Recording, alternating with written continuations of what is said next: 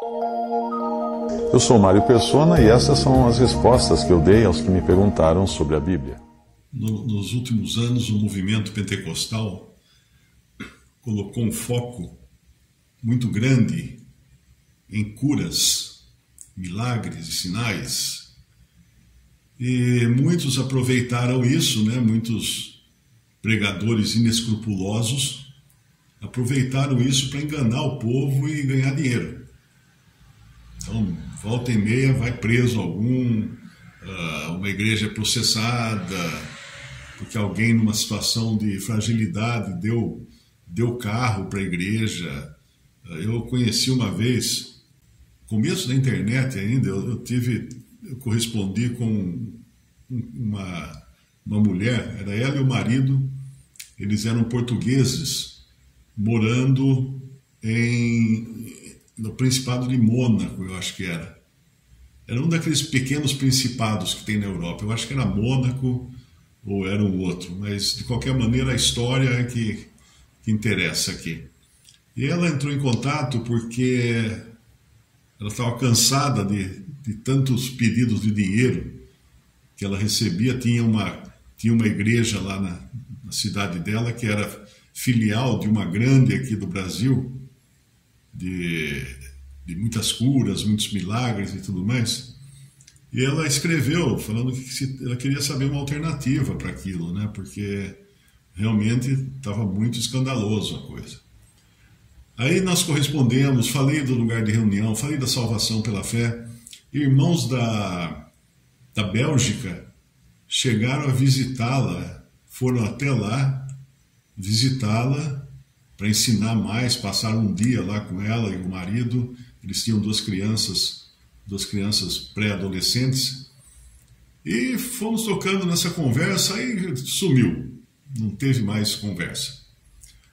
Passaram-se alguns anos, ela entra em contato comigo novamente, eu tentando aqui lembrar de que país que era, que principado que era. Eles eram portugueses, na verdade eles eram portugueses morando lá nesse lugar. Mas aí ela entrou em contato comigo pedindo dinheiro, pedindo 4.000 euros, porque ela precisava sair da situação em que eles tinham entrado. Ela estava com câncer no colo, se não me engano, no intestino, em algum lugar, e eles não tinham dinheiro para tratamento, para nada, né? E também eles estavam morando agora, eles tinham perdido a casa, tinham perdido o carro, tinham perdido até o computador, porque eles entregaram tudo para a igreja, na tentativa de obter uma cura do câncer. E agora estavam sem nada, morando num abrigo de refugiados. Eles moravam num abrigo de refugiados, então ela usava o computador da biblioteca desse abrigo para poder entrar em contato comigo. E aí não tinha o que falar, né? A pessoa escreve de outros países que você não conhece, pedindo dinheiro. E isso depois de ter sido avisada da sem-vergonhice daquela seita em que estavam. Na realidade, o que aconteceu é que eles deram tudo para a seita, na tentativa de curar essa doença. E não curou a doença. Então agora eles estavam lá passando fome, passando necessidade, vivendo de ajuda de instituição de caridade e pedindo dinheiro. Falei, não é assim que funciona, não. Ainda mais depois de tanto avisar, foram cair no golpe da oferta para ser curada. Não sei que fim levou essa moça e o marido, não sei que fim eles levaram, não sei se ela conseguiu tratamento, se bem que na Europa você consegue a medicina social, né? Você consegue tratamento lá, é o contrário dos Estados Unidos, onde não existe a medicina social tão com uma cobertura tão grande quanto tem aqui no Brasil, por exemplo. Aqui no Brasil você tem a medicina social que cobre muitas coisas. Meu filho Pedro, quando nós o adotamos, ele veio com 4 anos de idade e ele tinha catarata congênita. Nós conseguimos que ele fosse operado em São Paulo, no Hospital São Luís, pela equipe do do médico, do doutor Tadeu Civintal, que era um nome grande na época em cirurgia de olhos. E foi super bem tratado, foi super certa a cirurgia.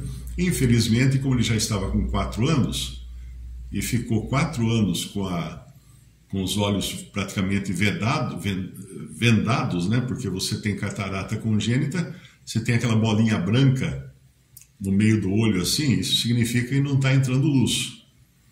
E o olho, a gente não nasce com o olho pronto.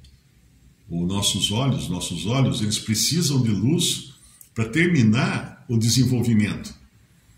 E justamente no período que ele mais precisou de luz, ele não teve essa operação, não teve essa cirurgia.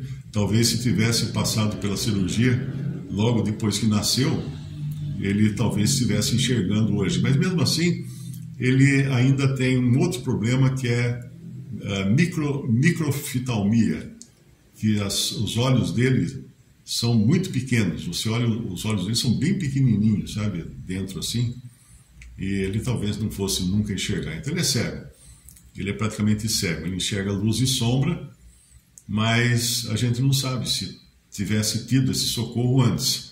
Mas na época a cirurgia foi toda feita pelo SUS. A cirurgia, todo mundo fala mal do SUS, né? Mas tem gente que realmente é curado, passa pelo SUS e é atendido. É claro que depende da cidade, depende do médico, depende das circunstâncias.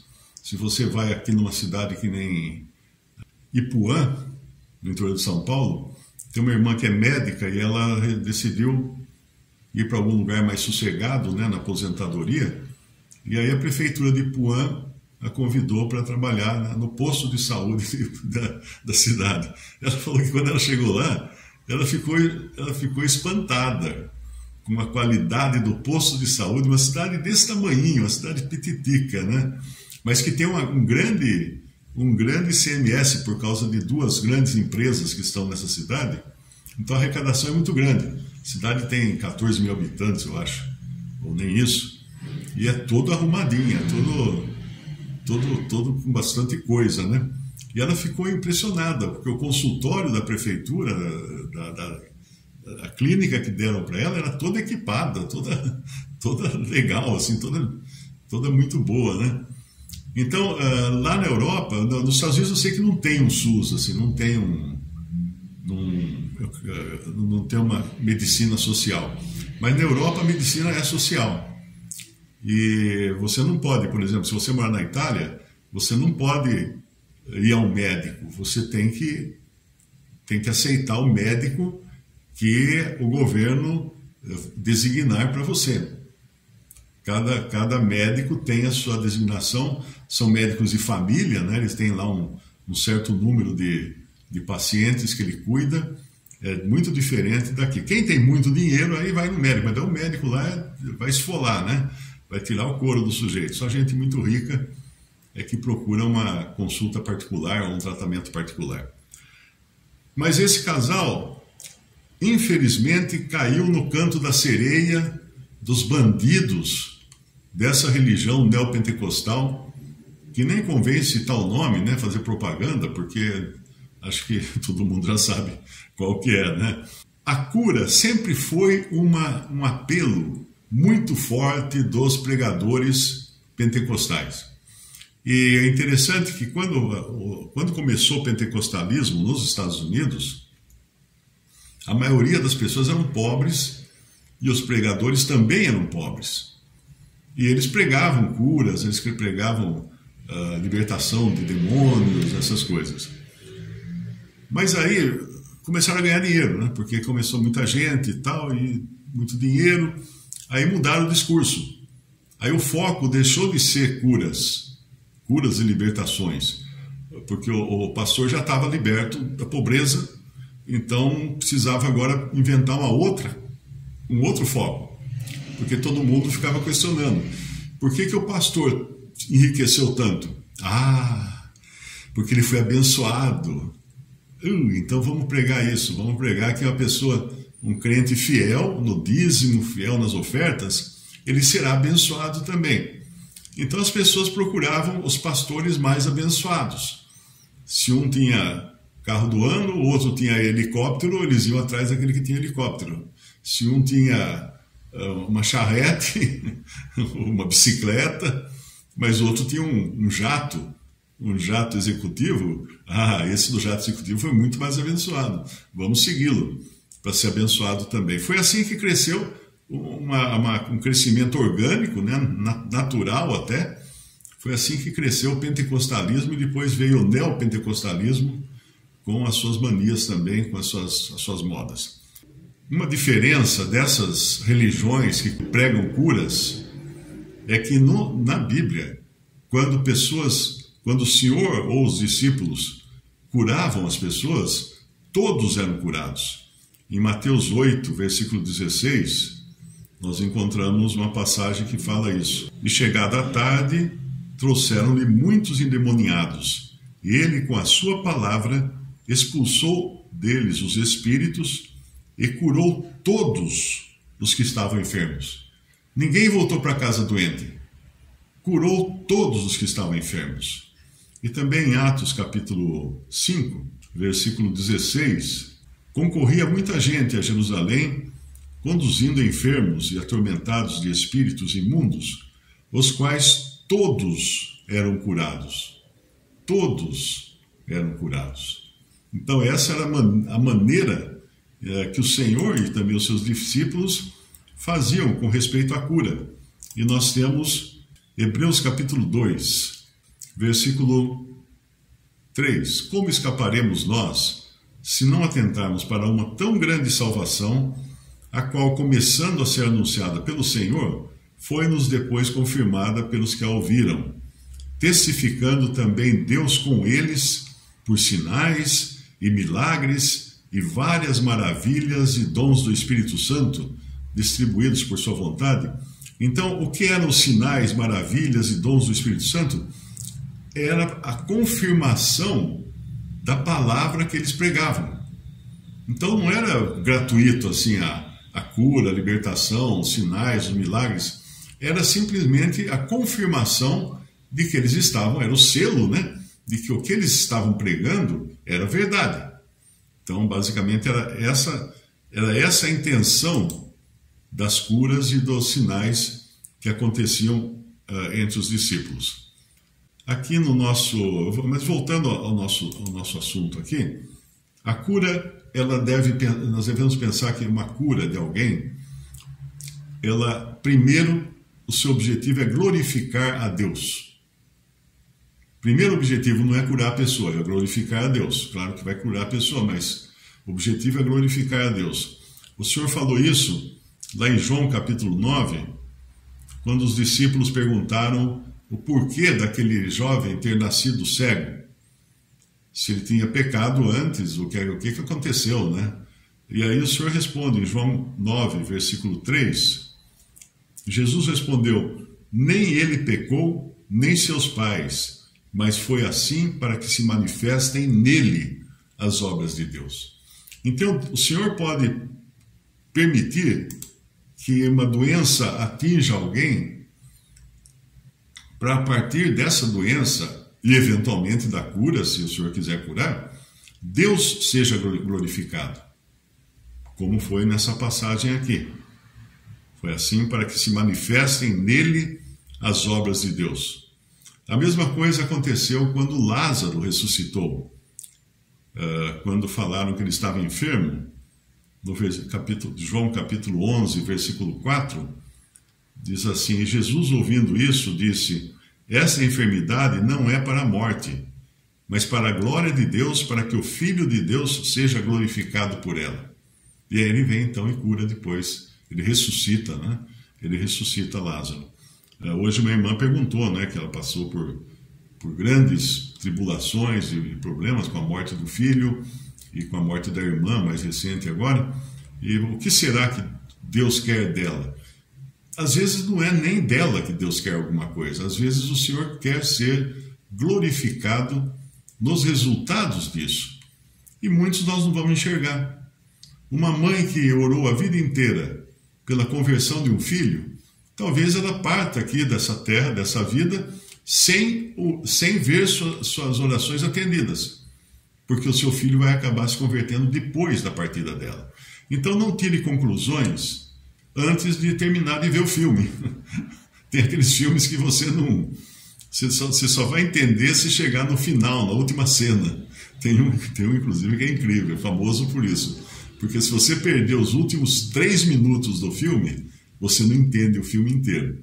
Então, não vou dizer qual é o filme aqui, que eu nem lembro mais o nome, mas eu lembro a cena. A cena eu lembro muito bem, a cena, e meu filho até que indicou esse filme. E Jesus, ouvindo isso, disse: essa enfermidade não é para a morte, mas para a glória de Deus, para que o Filho de Deus seja glorificado por ela. João 11, versículo 4. Né?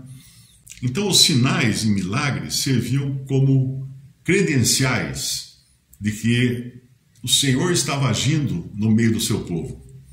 Era para isso que servia. Lá em Atos, capítulo 2, Isaías, capítulo 8, nós vemos no versículo 18: eis-me aqui com os filhos que me deu o Senhor, como sinais e maravilhas em Israel, da parte do Senhor, do Senhor dos Exércitos, que habita no monte de Sião. Então os próprios filhos de Israel serviam como sinais para Deus, para que o Senhor fosse exaltado, vendo com os outros povos, vendo a misericórdia dele para com aquele povo que ele escolheu, e também derrotando os seus inimigos, né? Mais uma passagem, Atos 2,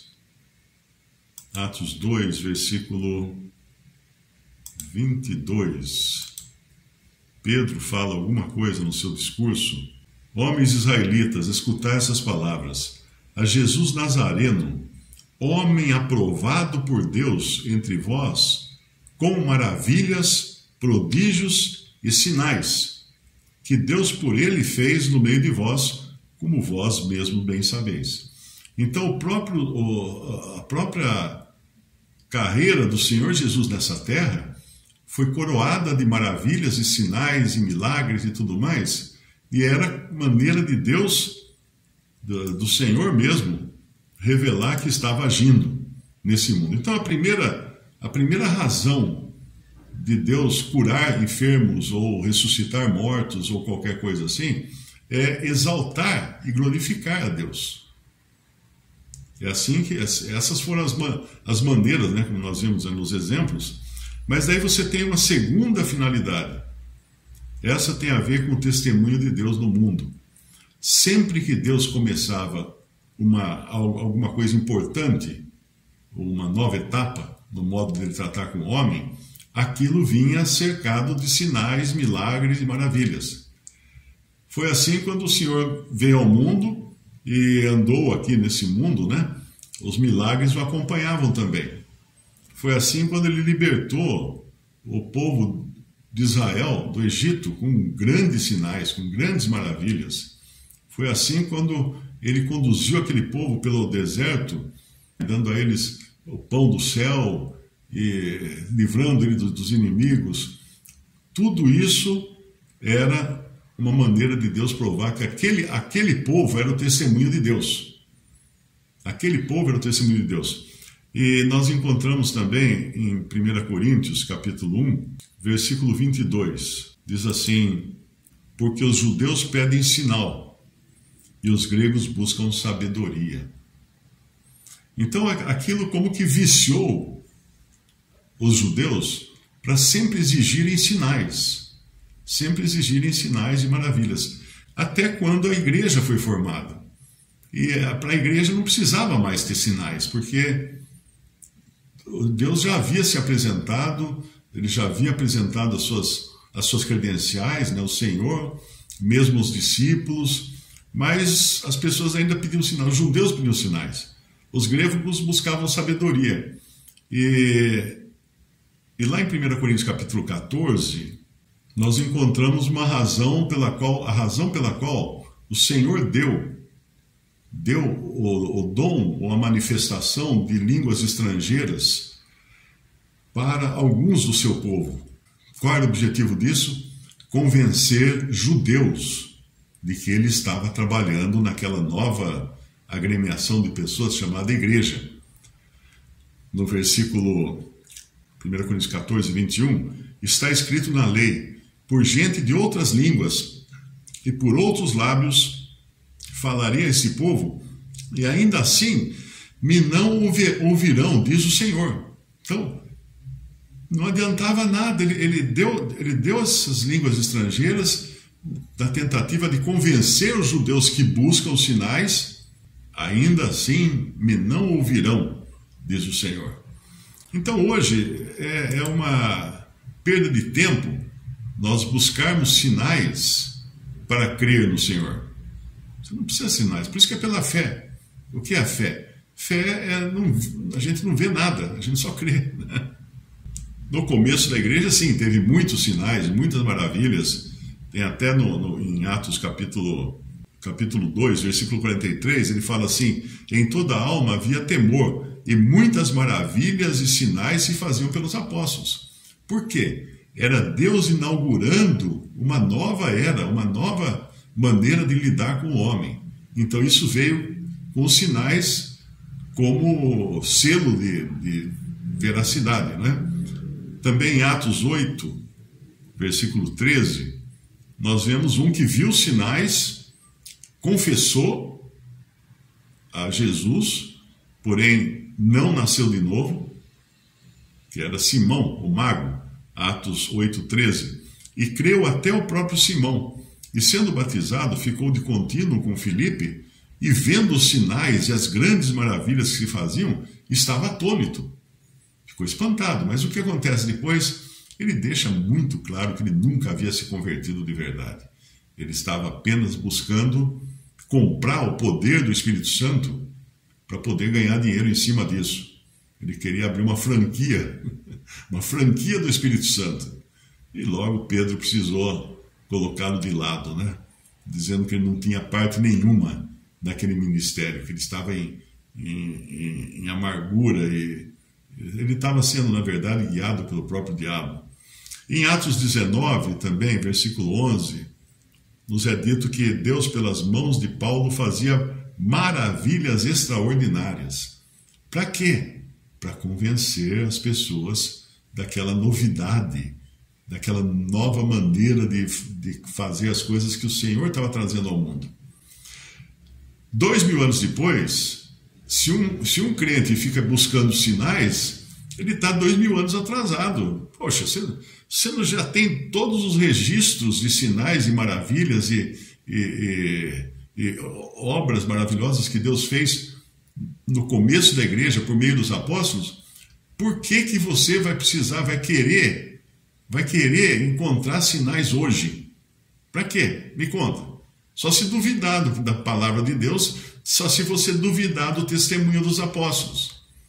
Porque a palavra de Deus está fechada, né? Está completa já, incluindo todos os relatos de sinais, e maravilhas, e curas, etc.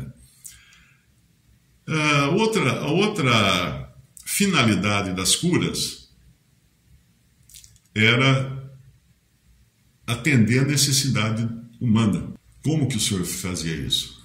Ele fazia de uma maneira que atendesse a necessidade do homem, mas ao mesmo tempo isso fosse uma necessidade, porque, veja assim, tem uma passagem que Paulo deixa o irmão enfermo e não o cura. A gente pode perguntar, mas por que Paulo não tirou mais uma fichinha lá da bolsa de curas dele e curou aquele homem? Porque não precisava. Não servia para glorificar a Deus e não servia para dar testemunho da obra de Deus. Simplesmente isso. Deixa eu ver se eu lembro a passagem. 2 Timóteo 4, versículo 20. Deixei Trófimo doente em Mileto. Ué, Paulo, por que você não curou Trófimo? Não precisava. Se ele não fosse curado, mesmo que ele morresse, ele iria para o Senhor. Era um irmão. era um irmão salvo por Cristo.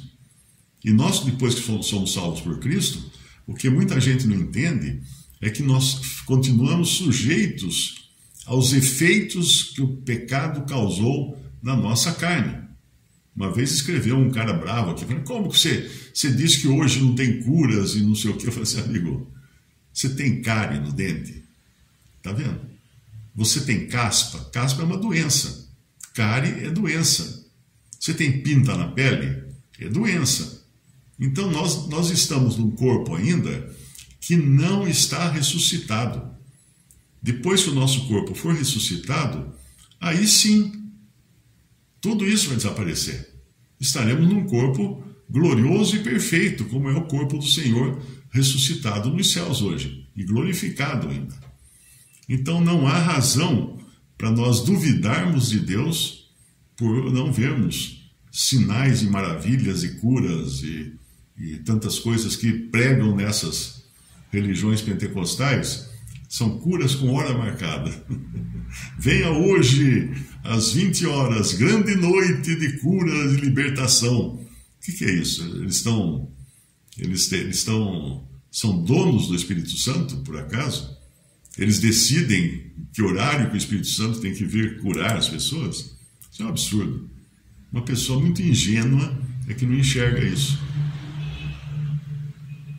É importante nós sempre pensarmos que, se por um lado existe um desvio muito grande na cristandade, enebriada, né, por curas e milagres e tudo, quando a gente fala dessas questões de curas, alguns podem achar que nós somos pessoas sem fé, que não creem que Deus possa curar. Claro que Ele pode curar. Ele pode curar, Ele cura, Ele faz as coisas. Muitas vezes nós nem enxergamos. Às vezes Ele faz de uma maneira manifesta e às vezes Ele não faz, porque como Paulo, né? Paulo orou 3 vezes ao Senhor para afastar aquele espinho da carne. Ele não afastou. Ele continuou sofrendo aquela enfermidade. Provavelmente o espinho da carne era uma enfermidade nos olhos, porque que talvez trouxesse uma deformação. Tem alguns versículos que podem dar sustentação a essa ideia, né? Um é que ele termina uma carta escrevendo do próprio punho, ele fala, vede com que grandes letras vos escrevi.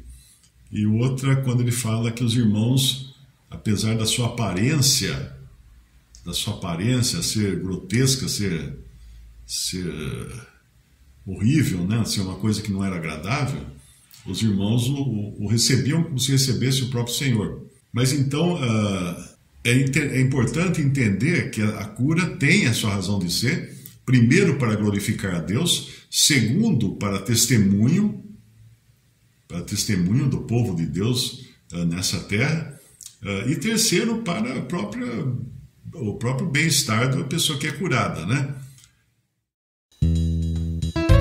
Visite respondi.com.br, também 3minutos.net. Baixe os e-books ou adquira os livros.